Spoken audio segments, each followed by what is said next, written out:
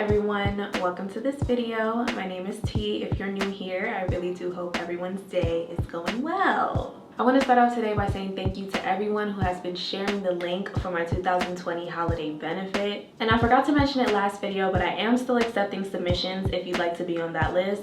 Just copy paste and fill out the exact format that's listed in the description and send it to noirholidaybenefit@gmail.com and we'll get you plugged in. Okay, the day has finally come. Red Table Talk. I feel like everyone, especially Black women, when we go to critique this show, we always gotta preface it with, but I love Will, I love Jada. And I don't wanna bore y'all to death because I know you've heard it before, but I do. I love Jada, I love Will, I love Jaden, I love Willow, I even love Trey. And I only heard that man speak like what, twice? And good God, do I love me some Gammy. Red Table Talk is a great show and I wanted to stick around. But the fact of the matter is, you can appreciate something and still be able to identify its flaws, especially if the criticism you're giving is constructive and it can help elevate it to a more fulfilling body of work. That's what I'm aiming to do today, so.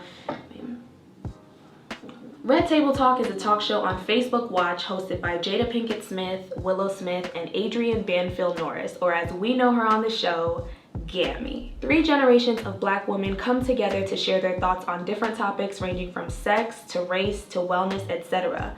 This show is also no stranger to guest appearances. Everyone from Tiffany Haddish to Ellen Pompeo to Jordan Woods to Olivia Jade. Oh, we're getting there. So what is so good about Red Table Talk? Well, let's start off with the theme song. It sounds like a hug from a middle-aged Black woman. I don't know what it is about those chords, but every time I hear this, also, it's a very warm environment. It just gives off goddess energy. Maybe it's because it's recorded in the comfort of their home, maybe it's because there's no live studio audience, or maybe it's because no matter what anyone says, you can always count on Jada and Willow to go, yeah,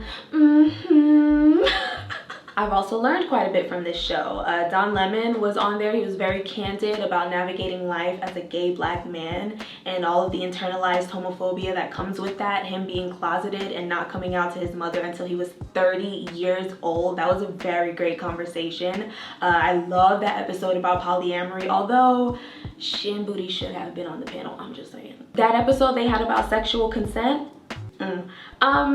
here's what I learned. I learned that they are willing to learn, and that puts a very good taste in my mouth. I've shared my thoughts about consent on this channel before, specifically in my Grand Army video. I was going hard. I was at it for about a hot 10 minutes on that topic. But if you watch that video and you also watch the episode of RTT that I'm referencing right now, it would be very easy to think that the initial conversation between Jada, Gammy, and Willow had me fuming, and in a way it did, because there was a lot of victim blaming, or a lot of victim blaming adjacent rhetoric. Yeah, a whole lot of let's take preventative measures instead of stopping the perpetuators type of rhetoric.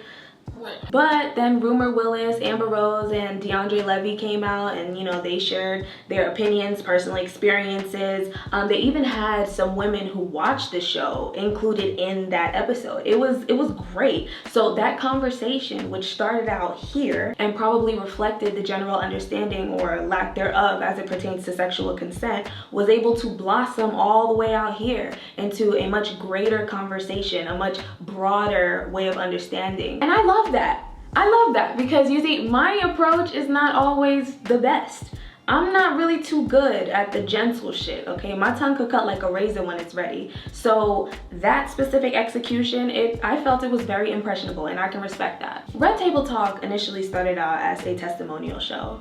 Although they're known for it now, they didn't necessarily start on this whole let's make celebrities look better tip. It was more so, tell me how you feel about this particular topic, and then tell me about your experience with it, and then I'll tell you how I feel and about my experience, and then we'll build a conversation off of that. And if that happens to provide some relief and some healing to some viewer out there, even better. Again, that's how it started, but things started to shift when Jordan Woods came on there. That interview, I don't think anyone anyone could have predicted such an incredible turnaround for her. The situation itself, you know, Jordyn Woods allegedly caught sneaking around with her best friend's sister's cheating ass baby daddy. That was just typical Kardashian-Jenner, possibly staged drama, and the world paid a ridiculous but expected amount of attention to it. But you see, the difference this time was Jordyn needed a lifeline from anywhere because them Kardashians was at her neck. And as y'all know, the Kardashians are really like the ventriloquists of white media, and that's no exaggeration. The Kardashians say jump, and every white girl with lip fillers from here to Pasadena says how high. So it's not really an ideal situation for a socialite like Jordyn to have them against her. But she reversed Uno on their ass real quick and said, let me call up Uncle Will and Auntie Jada. It was an absolute chess move. The way one interview was able to completely flip the general perception in Jordyn's favor. And not only that, but elevate her enough to become her own name, her own brand, divorced from just being Kylie's black friend. And from then on, RTT became a redemption arc mania. Here's how I feel about redemption arcs, because it seems like celebrity redemption arcs are like public enemy #1 these days. Redemption itself, like having nothing to do with celebrities, just redemption as a general concept, is essential. But the reason why people don't mess with redemption arcs that much anymore is because it's very hard to take people's word for anything. People have grown to be just such good liars and good pretenders, especially celebrities. It just creates this general skepticism even when someone is giving a seemingly heartfelt apology. But redemption arcs are our best option because I hate cancel culture. I hate everything about it. I hate the name, I hate the approach, and I hate how canceling someone is the internet's default response to someone f***ing up. And I feel the best way to eradicate cancel culture is to encourage redemption. We have to allow people to make mistakes and learn from them and not live in that mistake for the rest of eternity. So that's why I feel redemption is essential, and even for celebrities, redemption arcs are, I would go ahead and say, essential as well. That's why I'm not trying to get rid of shows like Red Table Talk who live for that. However, the method in which redemption happens on RTT is very fluffy. Very lot of words, little meaning, very rewarding the bare minimum, very, you haven't really shown that you've learned from your mistakes, but you're here, so good enough. I don't like it. Passively marketing yourself as a show of redemption, but the only thing that's being redeemed are images and public approval. Where's the restitution? You know how people say, what's an apology without changed behavior? All right. But listen, just because they don't follow the right formula doesn't mean it doesn't work to save images. They definitely succeed at that. Take somebody like Snoop Dogg, for example. I am good on Snoop Dogg because of his visit to Red Table Talk. But you see, that's a gray area, because the difference with Snoop Dogg is he already came with his own vindication. He had already done the work of realizing he was wrong and apologizing. He just came on there to provide some context. Whereas with somebody like T.I., the reason T.I. needed redemption was because people was on his ass for proudly saying that he takes his daughter to the doctor to have her hymen checked, and boasting to the world that he annually makes sure, or has a doctor make sure, that she's still a virgin. When T.I. got to the red table, it was too much. I know your heart, and I know that you're a good person. And not enough. You may not be a monster, but this action was monstrous, and here's why. You may want to raise a strong, independent daughter, but that action is encouraging a fear and shame-based relationship with her own body. And here's why. We needed to have that conversation, because this whole, we know you're not a bad person, that was already common knowledge. So we did not need to go over that. If Jada or Gammy weren't equipped to converse with T.I. in a way that would make him more aware, they could have brought on Tarana Burke or Michael Eric Dyson. And I'm not just pulling these names out of my ass. She inserted clips of them in the beginning of the episode. She did that. You see the same way the sexual consent episode was executed? Yes, more of that, please. There were opinions, there were biases, there was personal experience, there was even objection to the majority. Now that's a healthy conversation. And this is not to say that Jada or Gammy aren't smart enough to have this conversation with T.I. by themselves. Absolutely not. But what I'm saying is, sometimes, especially with sensitive topics like these, they need to be broken down in a way that our bias of loving that person and not wanting to hurt their feelings may not allow us. But then again, maybe that was never the objective to begin with. Maybe the only goal was to get the world to see that their friend T.I. was not the monster that the internet was making him out to be, and having a deeper conversation was the least of their concerns.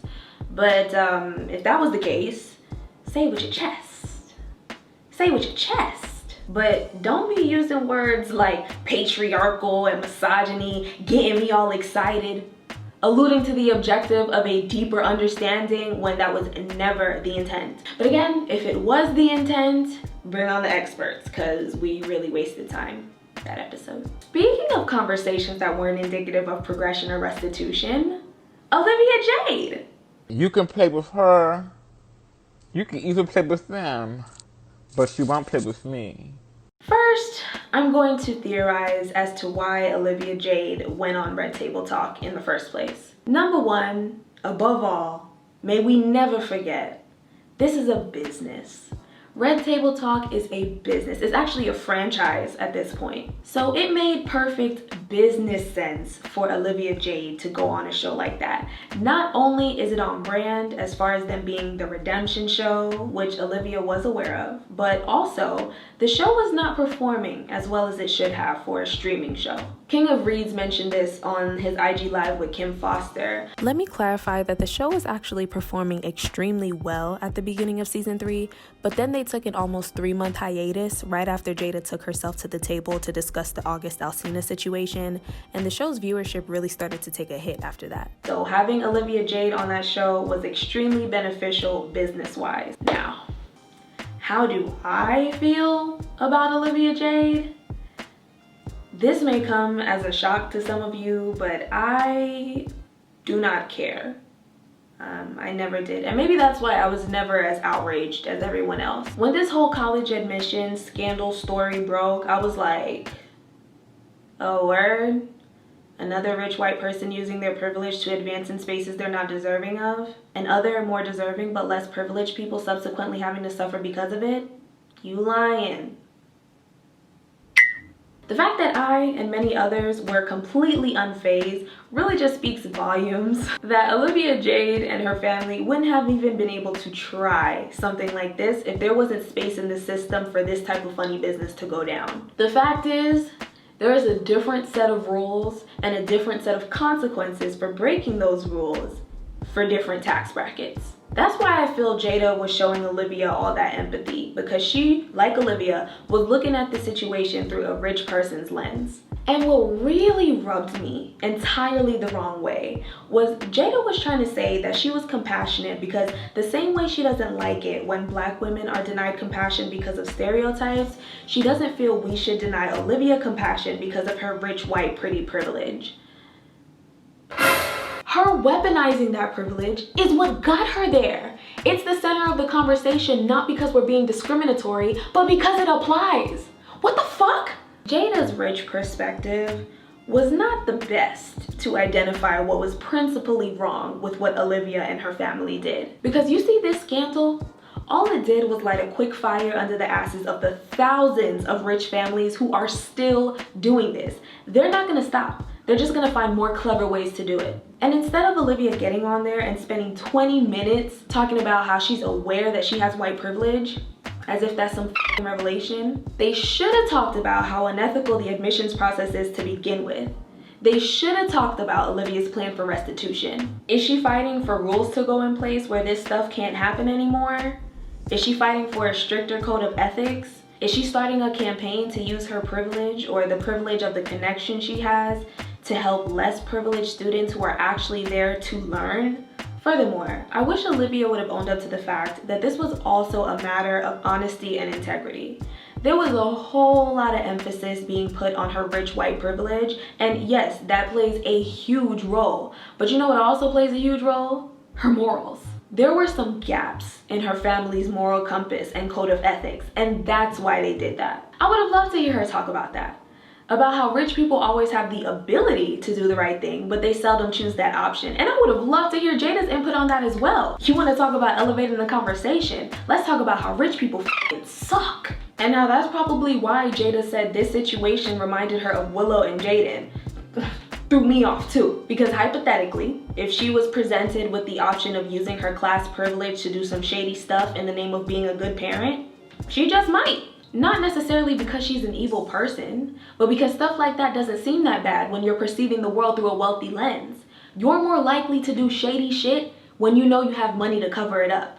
Why we ain't talk about that? Going back to her privilege though, since that was the center of the conversation, I wish Olivia would have mentioned that it should not have taken public crucifixion for her to realize that what she did was wrong. The internet should not have to attack you into being a good person. I also mentioned this in my last video. This concept of being cruel to other people to make them better. Olivia's situation is yet another example of why people still think that's effective. And let's be clear that her being attacked, all that prompted her to clean up was her image. Her image. But clean up her morals? If y'all think cancel culture is what did that, you could never shame someone into morality. You don't encourage someone to be a good person by being a bad person to them. Duh. Anyway, like Gammy said, I find it very hard to believe that Olivia was completely oblivious to her privilege prior to this situation. Because white privilege, this is not no well-kept secret. It might as well be trending at this point. Everybody's talking about it. Now, whether you choose to acknowledge that you benefit from it or not, that's your business. You want to call it fake news? That's your business. But don't try to sit up here and pretend like the very first time you realized you had white privilege was when your mother got sent off to that yoga retreat. I mean, minimum security prison. This stuff was always right in front of you and you always chose to ignore it. You know what Olivia needs to do? She needs to meditate on this baby right here. I'm Still Here. Black Dignity in a World Made for Whiteness by Austin Channing Brown. Amen? Amen. She could learn a couple things. It's an easy read. You'll knock it out in like a week tops. And finally, I know I'm going in on this episode. Towards the end, I did not like how Jada was overstating human decency. Let me explain. Jada was like, I want people to recognize that you were going to be good either way. And you didn't have to come on here. The fact that you came on here, that speaks volumes. No, it doesn't. Up, holding yourself accountable and saying you'll never do it again, that is the basic formula, the basic anatomy of a simple apology. We ain't even got to restitution and redemption and restoration yet. We're just talking about basic acknowledgement. I don't even want to say that's step 1. It's like step -5 for real. And it really just does not deserve celebration. And if we really want to take it there, we could talk about how it's encouraging her using her white fragility as a cop-out. Because let me have gotten, oh my God, let me, or somebody who looks like me, have gotten up there and looked millions of people in their face and said, don't feel bad for me because I was wrong. Now let's talk about my pink silk suit. All in all, I do want Olivia to redeem herself, but there was just so much missing. If you gonna have the gumption to get on a show like Red Table Talk, listen, remember, she went to them, as they said. A show of 3 black women who have lived black lives in front of their presumably black audience. If you gonna have the gumption to go on there, when your ass could have made it to the real, oh, they would have treated you with such care and kindness, such fragility. But no, she went on Red Table Talk and she knows exactly why she did. So if you want to have the gumption to do that, you're gonna have to come better than that. Like I said, I think this show is great and it should continue to be successful. But if they want to thrive and get back on track to the lane of high regard that they started out in, a couple things gotta change. First one being, they need to recognize what this show is turning into. It's getting real gossipy. It started with Jordan and it intensified with the whole August entanglement situation. I had plans to share my thoughts on that, but time and a place. On top of that, number 2, they need to be honest about the intentions of each episode. Otherwise, it's just sweet nothings. If you came to have a hard-hitting conversation, let's dive in and invite the experts on when necessary so there's not so much fluff. I know this is a short form show, like 20 to 30 minutes max, so you can't change the world in that time, but we definitely don't have to waste time, you get me? And finally, redemption with restitution. Challenge your guests, okay? This show is all about growth, right? This table is all about growth. That's the tagline. If so, encourage your guests to put on their grown-up pants and get to it. Thank you all so much for watching, especially if you made it all the way to the end of the video. Be sure to leave your thoughts and your comments down below. And don't forget to share the 2020 holiday benefits. Again, first link in the description, or donate if you're in the position to do so. Give me a thumbs up or a thumbs down, however you're feeling today, and subscribe for more content. I'll catch you in the next video. Bye.